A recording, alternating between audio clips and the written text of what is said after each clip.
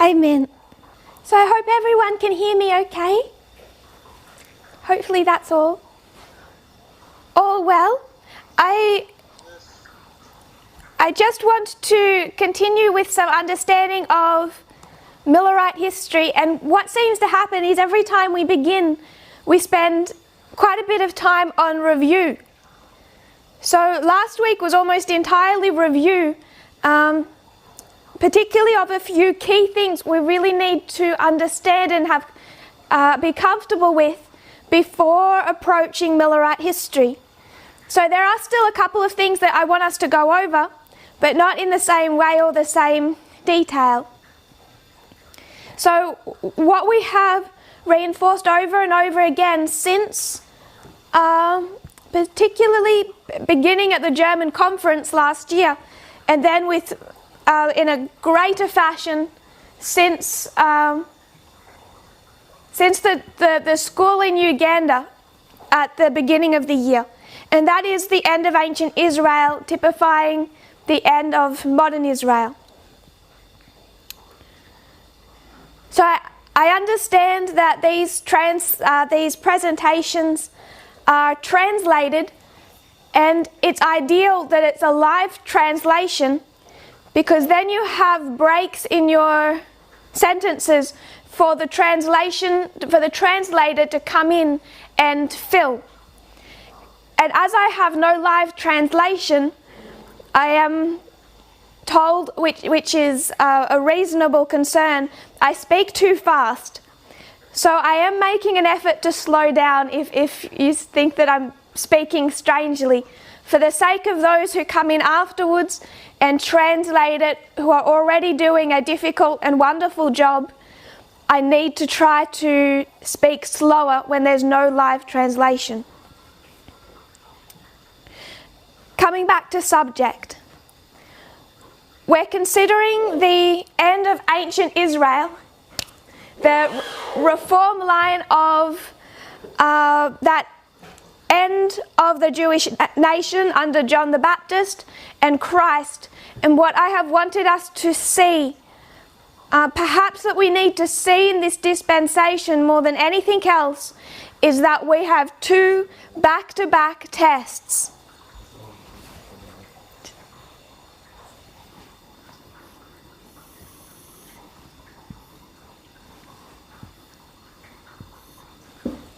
This is November 9.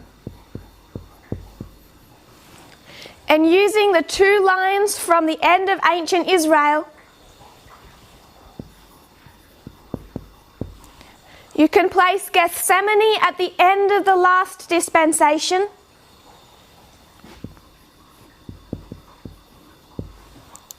and the wilderness at the beginning of the current dispensation. These are two back-to-back sequential testing time periods. And what that enables you to do is to compare and contrast the two testing time periods. So considering that we are here, and considering what took place in this time period, the shaking and the split that occurred, it becomes very important that we understand this time period. And it's not my intention to go any deeper into that in this presentation. We're going to transition towards studying Millerite history. But that is a life and death message to understand, which is why we have spent school after school, camp meeting after camp meeting, having everyone possible aware of this compare and contrast, and it's by no means a completed study.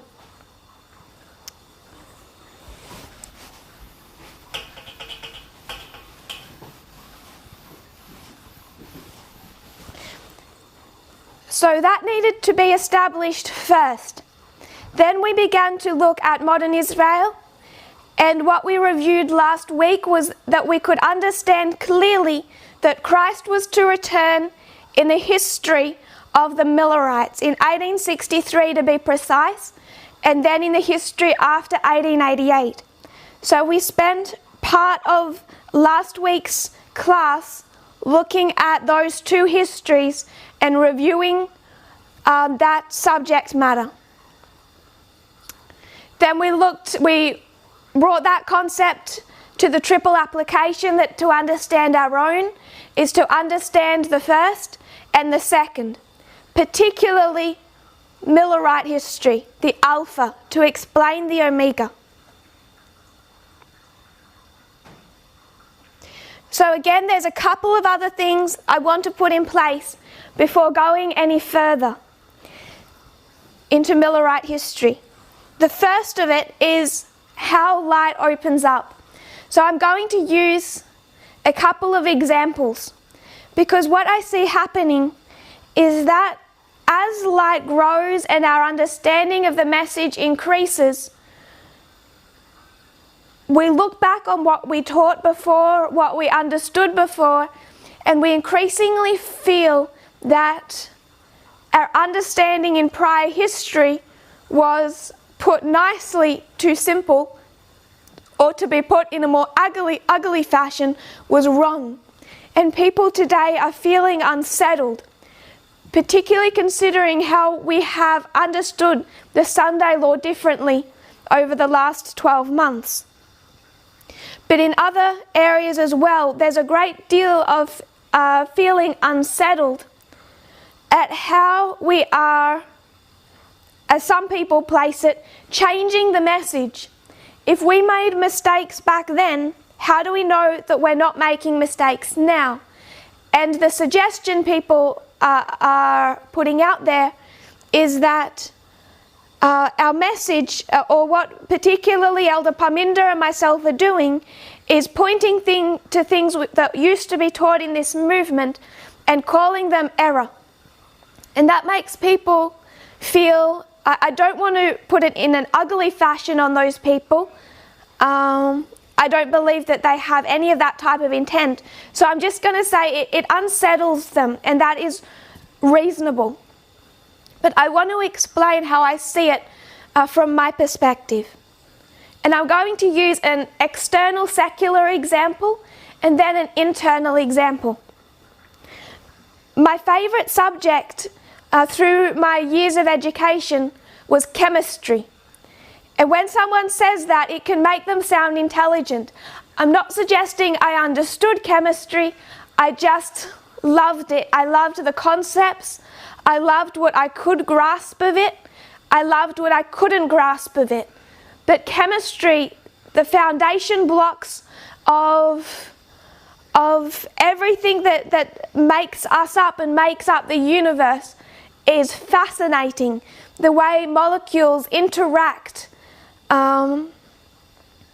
There's been an absolute awful occurrence in Lebanon this week. When you look what happened in Beirut, and aside from the devastating human toll, how is it that this substance can wreak such damage? This enclosed substance stored in this compound, that something happens to that compound and you have such an awfully incredible reaction. If you've seen the videos of that explosion. Science and chemistry are incredible subjects. So as I studied chemistry, in the earliest grades where that was introduced, what did they essentially teach me? That everything is built up of this common little tiny dot called an atom.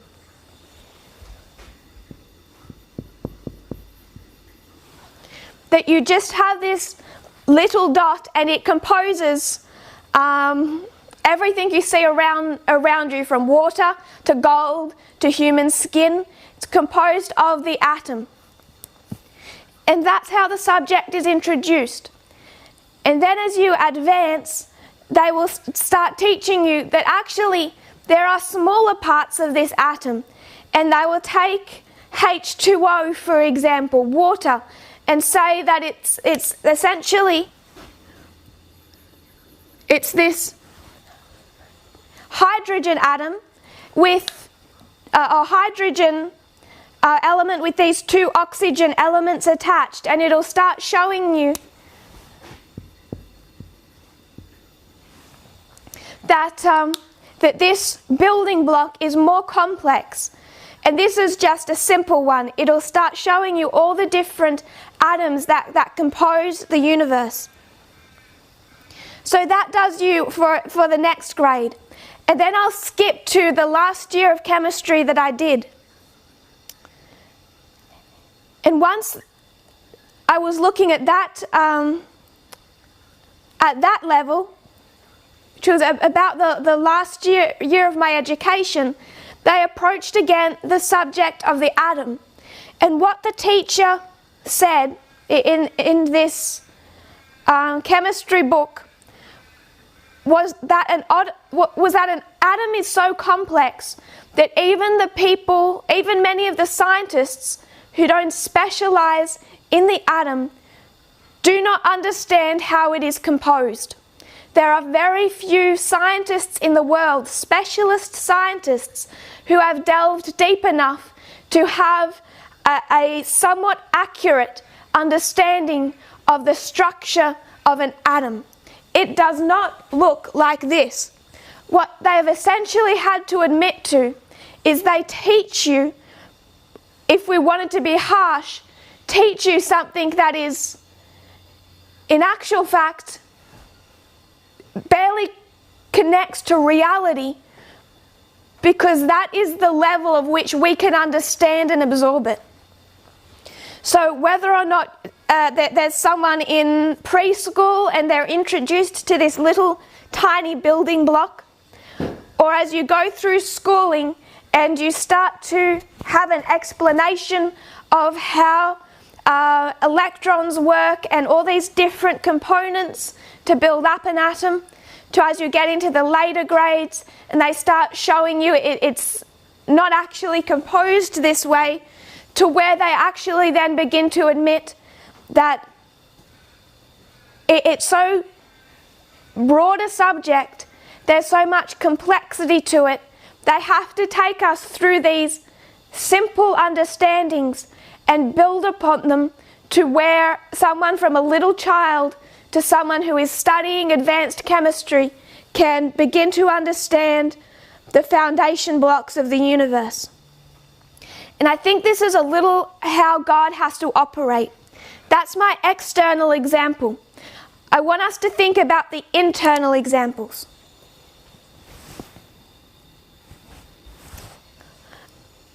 We'll speak about the king of the north and the king of the south.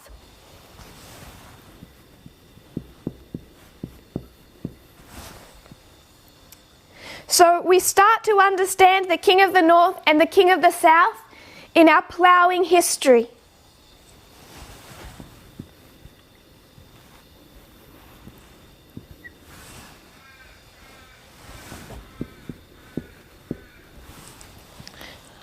What is opened up to us is Daniel 11 verse 40.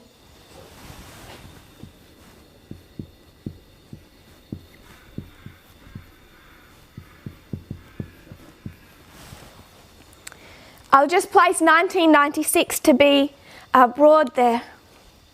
And what does Elder Jeff come to understand in 1996? Through Daniel 11 verse 40. He comes to understand that part B of that verse was fulfilled in 1989.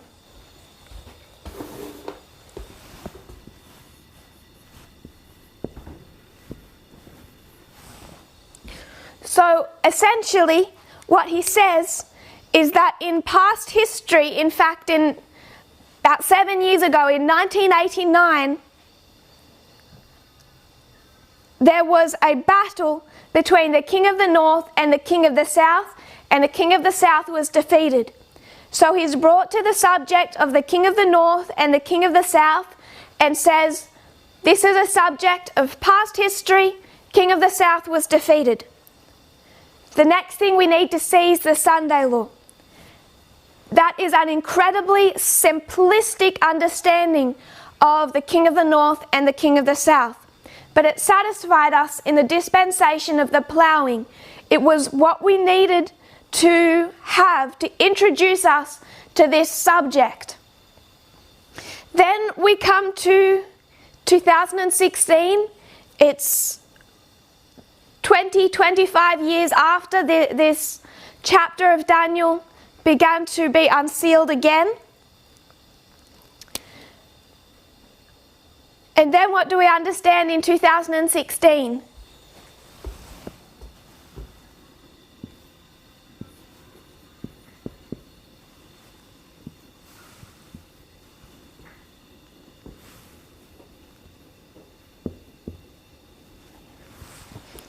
We understand that this part B of Daniel 11 also includes future events, and that this war between North and South is not completed.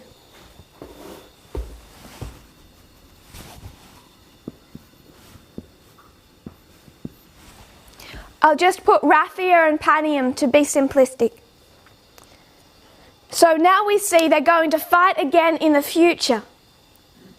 Then comes the studies from 16 to 18, and what they open up is Pyrrhus and World War II. What that opens up for us is an understanding not just of Raphia and Panium, but a broader context. And then we start to see that 2016 is itself a battle. That there's a battle again in 2018.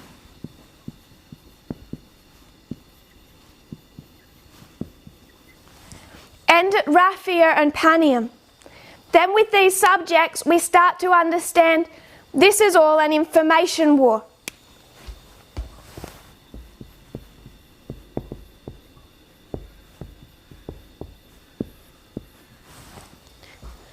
This is a present information war taking place.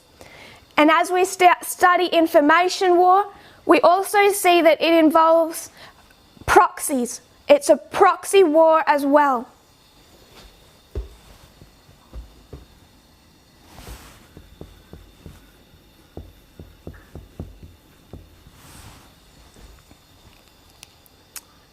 Then we start to understand the concept of the deadly wound and the death.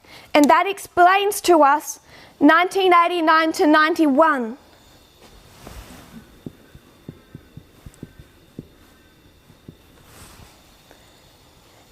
And in connection with that, Panium to the Sunday law.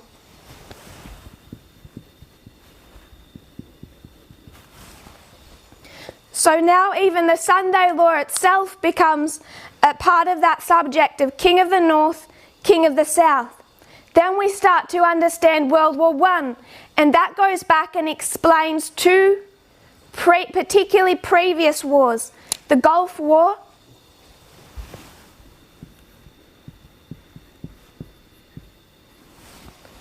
and the Iraq War.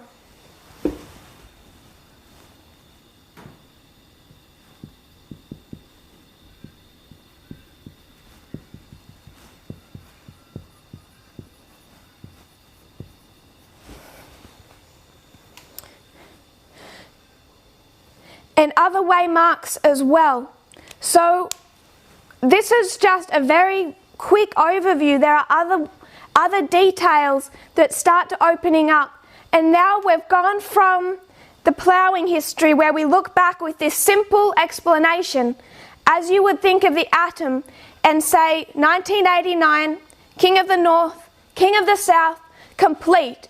And we end up with instead a complex, I think, beautifully constructed understanding of the time of the end all the way to verse 41 of the Sunday law, of information war, opening up even the subject of Islam and proxy wars, the connection between this war with the King of the North and the King of the South and the subject of Islam, how they relate to spheres of influence, Saudi Arabia and Iran, Libya, Yemen, Syria, Afghanistan, Ukraine, Venezuela.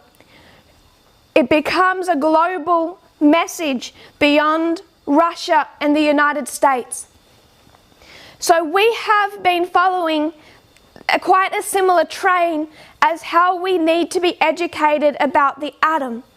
It starts simplistic. You look back and you think, Elder Jeff was wrong to say that Daniel 11 verse 40 part B was fulfilled in 1989. But was he wrong? He couldn't say anything more. He's limited because we are limited. We cannot, we could only absorb so much at each step. So it has to take 20, 30 years for that to develop to the understanding that we have today. And we still have more to learn. This is how the subject of the King of the North and the King of the South has opened up. But it also applies to other studies. Studies like, what does the United States look like at the Sunday law?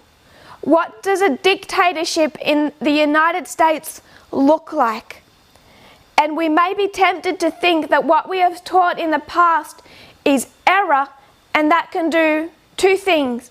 It can shake our faith in this movement and the leading of God, or it can build our faith in this movement and the leading of God. To be frank, I do not understand why this process shakes people's faith in God's leading of the movement. For me, it is, I just feel like a little child at his feet as he's explaining parable by parable more and more complex things. I could not have understood this when I came into the movement. It couldn't have been properly understood from 1996. He had to lead us through steps. And if it applies to this study, it applies to others. More than anything, we should see that it applies to how we understand the character of God. Because if he has to teach us of the external events in this fashion, how slow are we to understand the nature of Christ's kingdom and the character of God? That is also done through these gentle, incremental steps. They may not feel gentle if you're in them. One of the reasons I think that this process makes us feel so uncomfortable is perhaps an overly simplistic understanding of past reform lines. So if you were to go back to Millerite history, as was discussed this morning, there may be a temptation to think that August 11, 1840 was such a simple subject. I certainly thought at one point in time that there was no other events that surrounded it, no other larger context, and all that happened is essentially that my incorrect understanding then was that Egypt said, we'll do whatever you say, we submit. That somehow that happened on August 11, 1840, and then the prediction was fulfilled. When we go back and look at what the Millerites were actually seeing in that time period, the external events that actually surrounded them, we become more familiar and comfortable with this concept here. Because August 11, 1840 did not occur in a vacuum. You had the events of 1798, Napoleon, Turkey, Egypt. You had all the events that, all the treaties that occurred with the European powers. And as was discussed this morning, there were other key events that some people might observe and say, August 11 was such a minor thing. Shouldn't it be this event? Shouldn't it be that event? It was a much broader picture. So our overly simplistic views of other reform lines can make us feel more uncomfortable with our own when we see the complexities. When the disciples go to Christ and say, tell us, what are the signs of the end of the world, what kind of answer does he give them?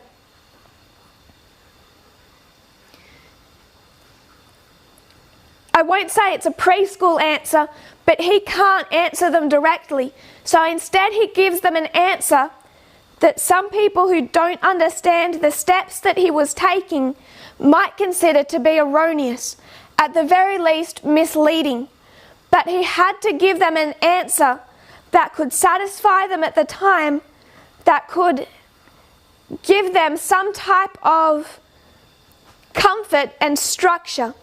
And then over time, they understand more and more clearly what the actual signs of the end are. So by the time you get to Paul, he's saying whatever was said by Christ in the book of Matthew, I understand that. But the man of sin has to be revealed. It's not happening in your lifetime. So they have had to go through the same gentle step-by-step education. And it's not gentle, it doesn't feel gentle when you're in it. So when I and others teach, I don't want to suggest that those coming before taught all of these terrible errors that we need to repent of.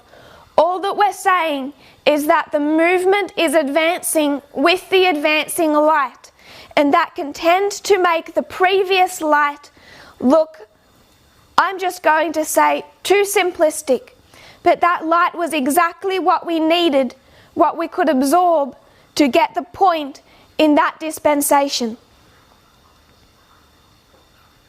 I hope that through my muddled words, the point of that is clear. And I'll remind us of that as we go through.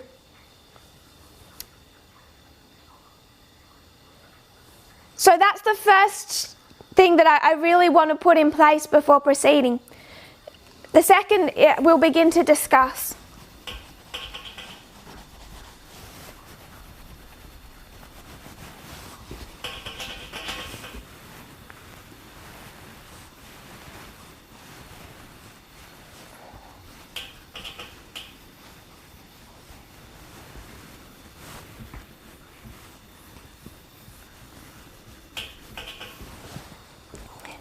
I'm going to take you again back to the end of ancient Israel. As much as we try to move into Millerite, it seems impossible to move on from that history, but it's just to make one point, if you can bear with me.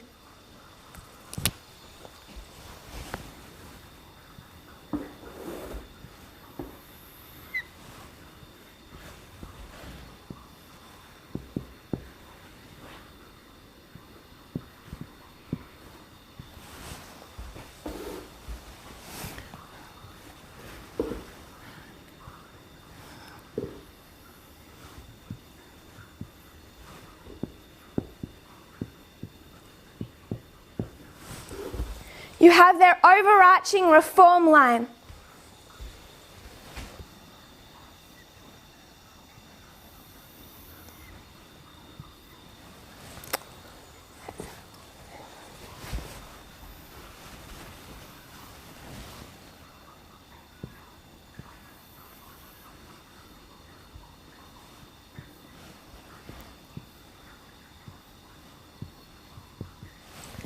Then you have the first group called the disciples.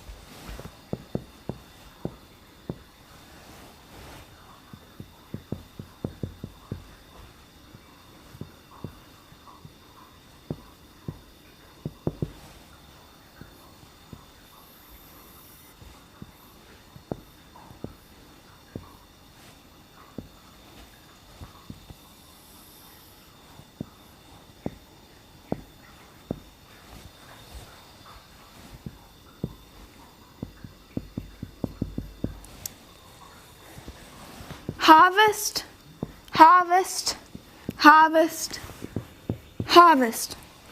So, when we look at the structure for the end of ancient Israel, you have three groups called. And I want to make the point that it's three groups.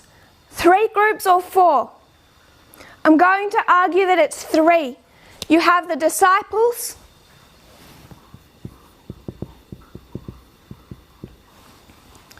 Then they go back to the Jewish nation at Pentecost.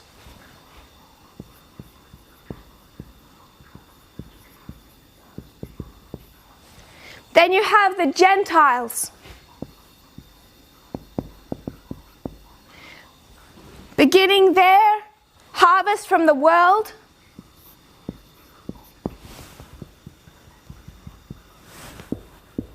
At 34 AD, which lines up with the Sunday law. So you have three groups called, two belonging to the church and one belonging to the world. The reason I say three groups called, because who represents the 144,000?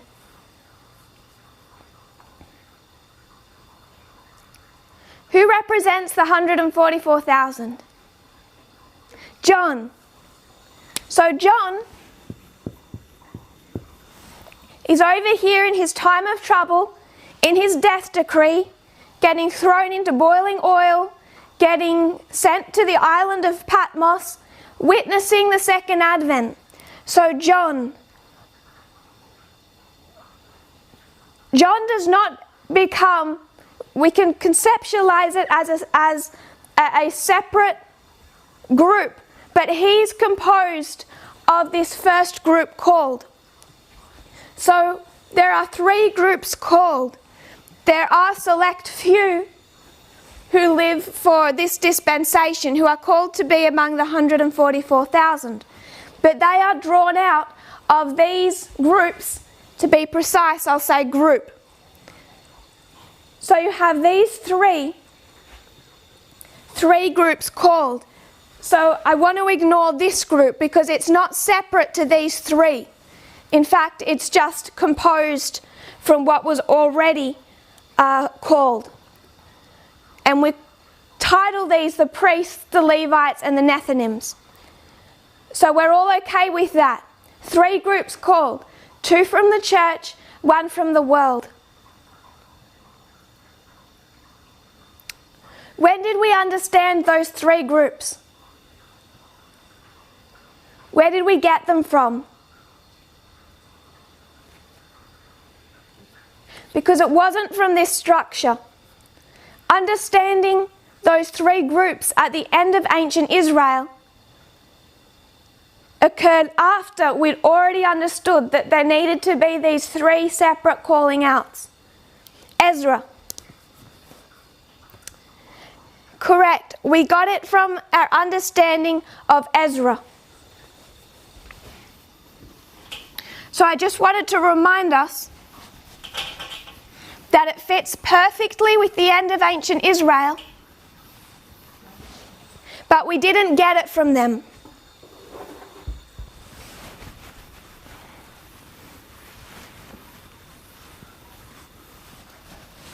We didn't understand those three groups from understanding this reform line.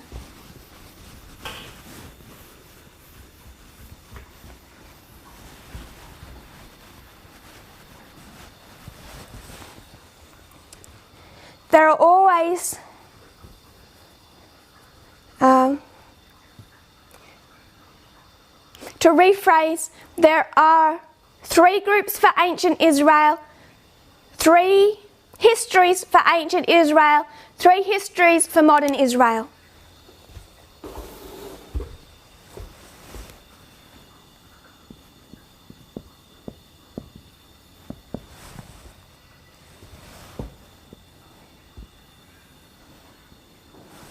The time period when they're called out of Egypt.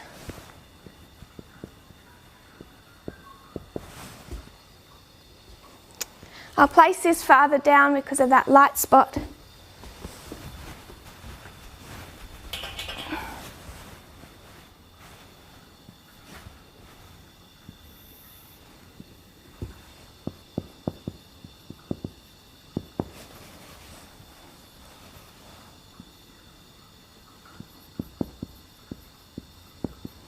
Called out of Egypt.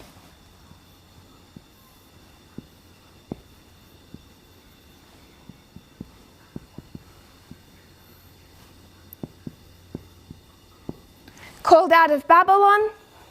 called out of Rome. Those are the three histories for ancient Israel. Alpha and Omega. We have three histories for modern Israel.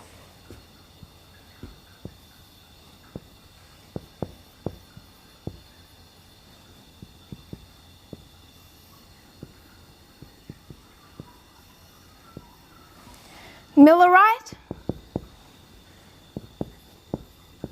1888 history, history of the 144,000, Alpha and Omega. And it's this history that we've been studying over the last months to understand most clearly our own. When we discuss the three groups that are called out,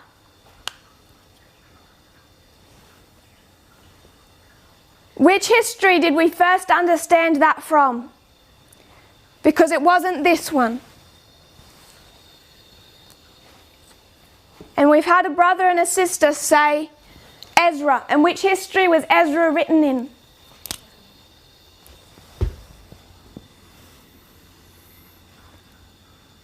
This one. So it was from this history, the calling out of Babylon, where we first saw that there's these three groups, two groups from the church. First the church is called, then the church is called again, and then once the church has been dealt with, then the world. Whenever I've taught it from how we see it in this structure at the end of ancient Israel. But it originally was understood from this structure, the calling out of Babylon. And you find that in the book of Ezra, when the people are being called out. Ezra 8:15. And I gathered them together to the river that runneth to Ahava, and there abode we in tents 3 days, and I viewed the people and the priests, and found there none of the sons of Levi. So he's seen that he's called out of Babylon these Israelites. The priests have come out, but what problem does he have? No Levites. So they need to make a second call into Babylon saying, come out.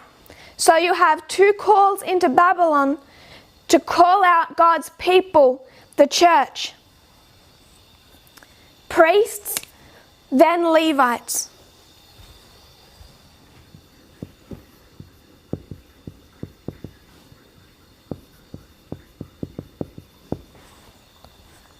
But then there was a third group that they needed to return with them to perform the services of the sanctuary, and that was the Nethinims. I want to give a little context of where we find of how we understand the Nethinims.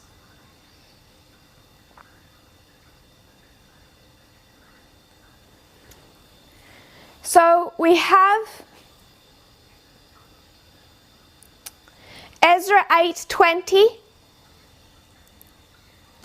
and I want to read a concordance explanation of this. Not of this verse, I'll move to another.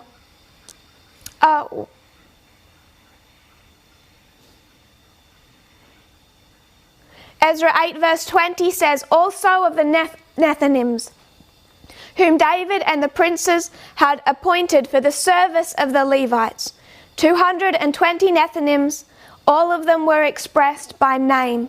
So three groups, priests, then they saw there's no Levites, then they need Levites, and then there were people appointed for the service of the Levites, the Nethinims.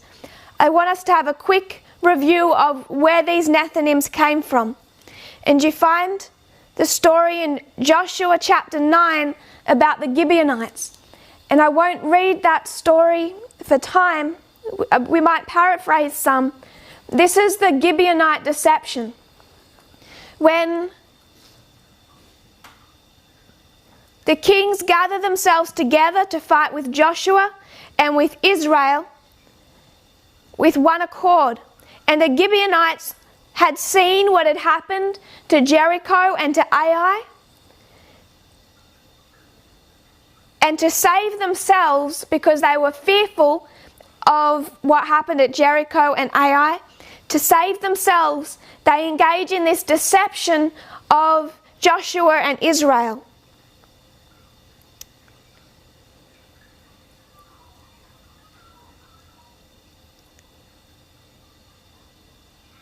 And there, by this deception, Israel comes into league with the Gibeonites.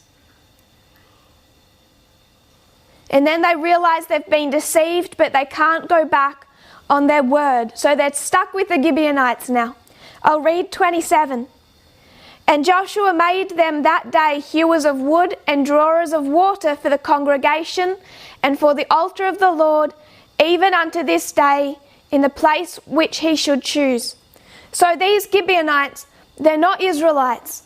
They have formed, by whatever means of deception, this alliance with Israel, and Joshua appoints them essentially for the service of the sanctuary. They are to assist the Levites.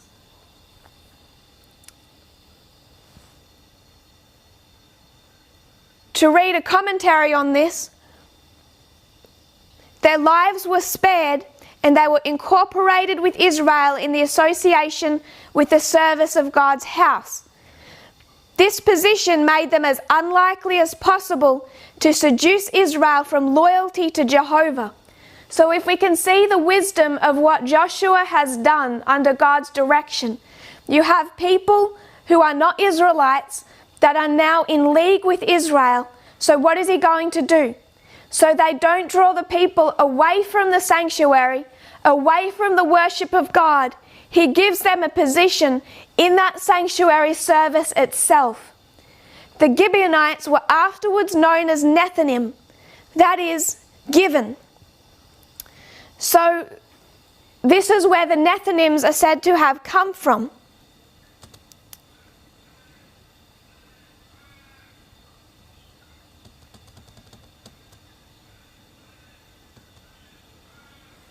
To quote Patriarchs and Prophets 506.2. 506.2, she speaks about this incident with the Gibeonites, that they were permitted to live, but were attached as bondmen to the sanctuary service. They gratefully accepted these conditions, conscious that they had been at fault, and glad to purchase life on any terms. Behold, we are in thine hand, they said to Joshua. As it seemeth good and right unto you to do unto us, do. For centuries their descendants were connected with the service of the sanctuary. They became the Nethinims. And this makes the other kings of Canaan furious and dismayed. They immediately decide to take revenge upon the Gibeonites, and the Israelites and Joshua are forced to defend then the Gibeonites. So if we can see this as, I don't want to distract with a lot of time on this, but this is a fascinating picture of what happens. You have this group who don't rightfully belong with Israel, but they see that Canaan, that the enemies of God's people are about to be destroyed. And what do they say? Purchase life on any terms. So they decide they're going to, by whatever means necessary, link themselves to Israel. And they do that. And to save not just themselves, but also the Israelites from being drawn into paganism, they are connected to the service of the sanctuary and instructed to participate in the sanctuary services, in the running of the Jewish religion, if I can put it that way. They're incorporated into it instead of being separated from it, to save both them and the Israelite people from being drawn out into worldliness. into apostasy. And when they do that, the people, the kings of Canaan, outside of the Gibeonites, become infuriated at them, and they decide to make war with them, and it's the Israelites that are forced to step in and defend them. So, without going any farther into that, if you can picture in your mind the type of parable that is creating. All I wanted to do was explain this third group.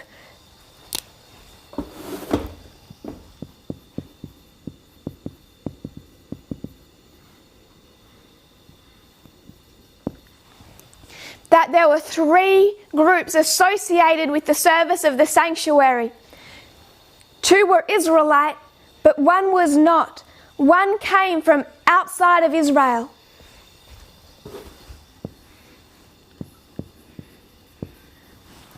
Two belonged to the church. One belonged to the world. So when the people are being called out of Babylon to go back to Jerusalem to reinstitute the sanctuary services, they need three groups to leave Babylon. And you have priests called out, Levites called out, Nethinims called out. We first understood that from the book of Ezra, which explained this middle history as they're called out of Babylon. And when I have taught it and we've gone into this history, we demonstrate how that is evidenced in the calling out of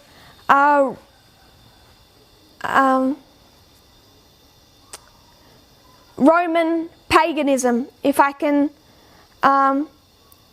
simplify it or remind us that Apis bull and what we discussed then, what people were being called out of. So those are two separate thoughts I wanted to put in place that all seem disconnected but are crucial as we go forward to understand what we are discussing. The first point we must understand is that as we advance along a reform line, the truths taught before might be seen to be overly simplistic. As our understanding grows and develops, not just of the message, but of the methodology used to unpack it. And if we can be comfortable with that concept, the second point I wanted to remind us of is where we get these three groups from: priests, Levites, Nethinims. Two from the church, two from the world. We got it from here, but we drew it most clearly in the reform lines associated with the end of ancient Israel. And then we apply that to the end of modern Israel and see two calls for the church, then to the world at the Sunday law. Once we've established those 2 points, I want us to come back to this history, the one we've been intending to discuss.